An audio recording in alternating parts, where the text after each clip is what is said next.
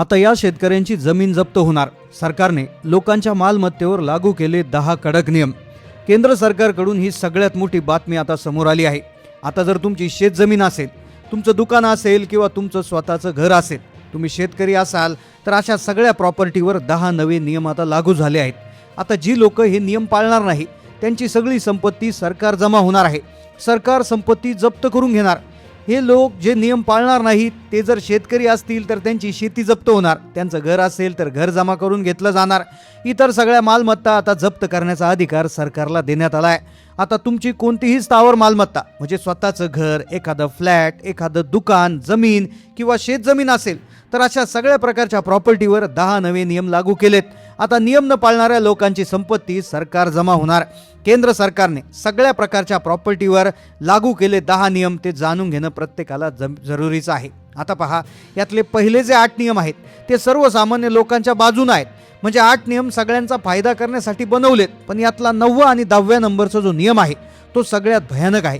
कारण की यातला 9वा 10वा नियम मोडला तर इतका दंड होईल, म्हणजे प्रॉपर्टी तर जप्त होईलच, पण लाखो रुपयांचा दंड भरावा लागेल आणि दंड भरला नाही तर जेलची हवा खावी लागेल। तर या 10 नियमांना सरकारनं आता जाहीर केलंय। आता हे सगळे जे नियम आहेत ते तुम्हाला पाळायचे आहेत, कारण की यातला कोणताही नियम जर तुम्ही मोडला तर तुमची संपत्ती जप्त होईल, तुम्हाला तुमच्या घरात राहता येणार नाही, तुमचं घर जप्त होईल, तुमची जागा, तुमची शेतजमीन ही देखील जप्त होणार आहे। आता यातला पहिला, दुसरा, तिसरा, चौथा, 5वा, 6वा, 7वा, 8वा हे जे टोटल 8 नियम आहेत हे सरकारने सगळ्यांच्या फायद्यासाठी बनवलेत। पण 9वा आणि 10वा नियम इतका भयानक आहे की तुम्ही कोर्टात, सुप्रीम कोर्टात जरी गेले, हायकोर्टात गेले तरी कोर्टही काही करू शकत नाही। इतके भयानक हे शेवटचे 2 नियम आहेत। आता हे सगळे नियम तुम्हाला पाळणं बंधनकारक आहे। त्यामुळे व्हिडिओच्या माध्यमातून आपण हे कोणते 10 नियम आहेत ती आपण पाहणार आहोत। तुमच्याकडे जर तुमची स्थावर मालमत्ता असेल, वडिलोपार्जित जमीन असेल, तुमचं घर असेल, दुकान असेल, काही जरी असेल तर ते सुरक्षित ठेवण्यासाठी हे 10 नियम तुम्हाला सविस्तर आपल्याला जाणून घ्यावेच लागतील। पहा, सरकारनं लागू केले आहेत 10 नियम। देशातल्या सगळ्या मालमत्तेवर हे नियम आता लागू होणार। मग तुमची शेतजमीन असू द्या, दुकान असू द्या किंवा घर असू द्या किंवा एखादा मोकळा प्लॉट असू द्या, कुठलीही स्थावर मालमत्ता असू द्या, हे 10 नियम सगळ्या संपत्तीवर लागू होणार। मग आता या नियमांमुळे नेमकं काय बदलणार? कोणती नवीन कागदपत्र तुम्हाला तुमचा अधिकार सिद्ध करण्यासाठी द्यावी लागणार?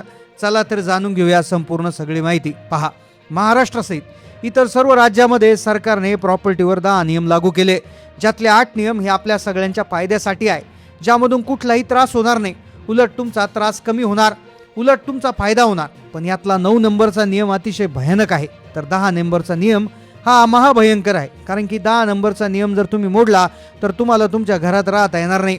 तुम्ही जरी कोर्टात जाण्याचा प्रयत्न केला तरी कोर्ट देखील तुमचं ऐकून घेणार नाही।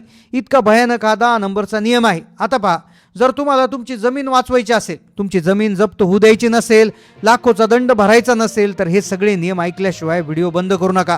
पहा, पहिला नियम जो आपण त्यापासून सुरुवात करतोय तो कोणासाठी आहे? की ज्यांनी कर्ज काढून जमीन घेतली त्यांच्यासाठी। आता पहिला नियम कर्ज काढून घेतलेल्या लोकांसाठी आहे, तर दुसरा नियम सर्व लोकांसाठी आहे। आता 9वा 10वा नियम ऐकल्याशिवाय व्हिडिओ बंद करू नका, कारण की तुमची जमीन सरकार जमा होऊ शकते।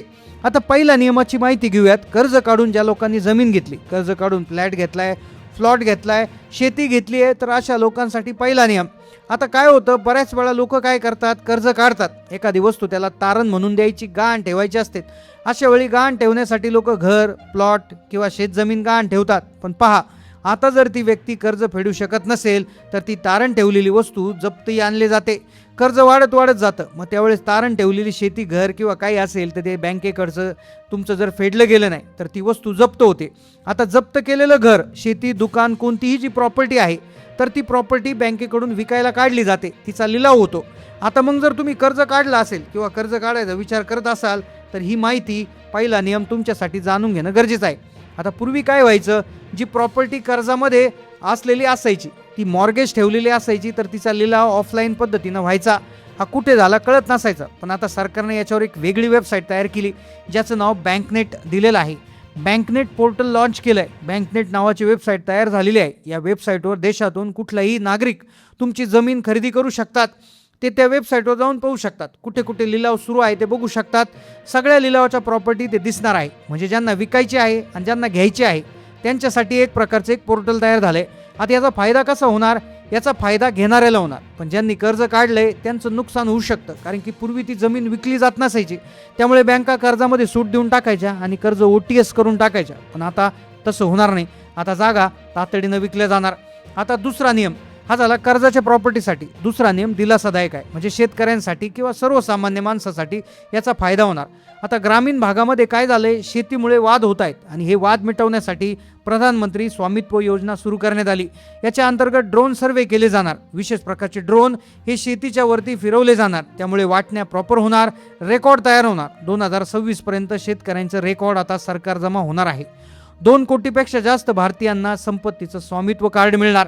तुमच्या जमिनीचं ओनरशिप कार्ड तुम्हाला मिळणार, ज्यामुळे जमिनीमधले जे भांडणं असतील, विवाद असतील, ते संपवण्यासाठी स्वामित्व योजना सुरू केली जाणार. हा झाला दुसरा नियम.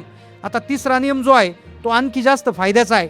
तो ऐकून तुम्ही आनंदित व्हाल. आता तुम्ही कदाचित आनंदित होत असाल, पण 9वा आणि 10वा नियम ऐकल्याशिवाय व्हिडिओ बंद करू नका, कारण की 10वा नियम इतका भयानक आहे की तुम्हाला तुमच्याच घरातून बाहेर काढलं जाऊ शकतं, घर जप्त होऊ शकतं आणि शेतजमीनही जप्त होऊ शकते. तिसरा नियम टप्प्याटप्प्याने आपण पाहतोय क्रमवार. तिसरा नियम काय आहे? पूर्वी काय व्हायचं, तिसऱ्या नियमांतर्गत कोणती तरी शेतजमीन असायची, त्याच्यातून जर कुठला रोड किंवा हायवे गेला किंवा एखादा पूल गेला तर ती जमीन हस्तगत करून जप्त करून घ्यायची आणि त्याचा काहीतरी मोबदला देऊन जमीन जमा व्हायची. पण आता सुप्रीम कोर्टानं सांगितलंय की कोणतीही प्रायव्हेट प्रॉपर्टी प्रॉपर मोबदला दिल्याशिवाय जमा करता येणार नाही. संपत्तीचा अधिकार त्या व्यक्तीलाच असणार. तर हा खरं तर आनंदाचा नियम. आता पुढचा नियम आधार कार्डचा आहे. तुम्हाला आधार कार्डच्या सगळ्या संपत्ती जी आहे आधार कार्डद्वारे लिंक होणार आहे, ज्यामुळे एका दृष्टीनं काळा बाजार थांबेल, पण सरकारला तुमच्या सगळ्या जमीन जुमल्याची माहिती संपूर्णपणे पोहोचणार. आता या नियमाने फायदा होणार का तोटा? तुम्हीच कमेंट करा. पुढचा नियम विचित्र आहे बघा. तुम्हाला तुमच्या घरामध्ये राहायला परवानगी घ्यावी लागणार.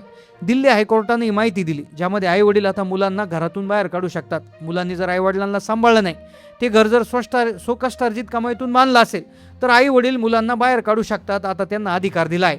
आता यातला सगळ्यात भयानक नियम जर बघायला गेलं तर बरेचसे मुलं आई वडिलांना सांभाळत नाही, किंवा ज्यावेळेस याच्यामध्ये बऱ्याचशा वेळा आई वडील मुलांच्या नावाची प्रॉपर्टी करून देतात आणि मग मुलं सांभाळत नाही, तर अशा वेळेस आई वडिलांना मुलांना संपत्तीतून बाहेर काढण्याचा अधिकार आता देण्यात आलाय. पहा, आई वडील आता मुलांना संपत्तीतून बेदखल करू शकतात, वजा करू शकतात. तर अशा प्रकारचा देखील एक नियम आता लागू झालाय. त्यामुळे आई वडिलांचा सांभाळ करणं हे देखील प्रत्येकाचं कर्तव्य आहे.